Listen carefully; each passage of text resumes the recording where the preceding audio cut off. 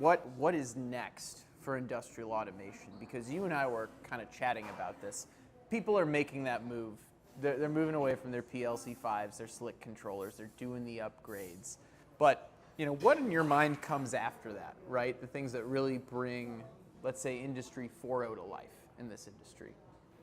I think a lot of it is now that we're upgrading everything to equipment that has that Ethernet or some type of communications that you can get to it with your SCADA system, is starting to think about how do you network all of this? How do you make sure that you have enough infrastructure to support that network?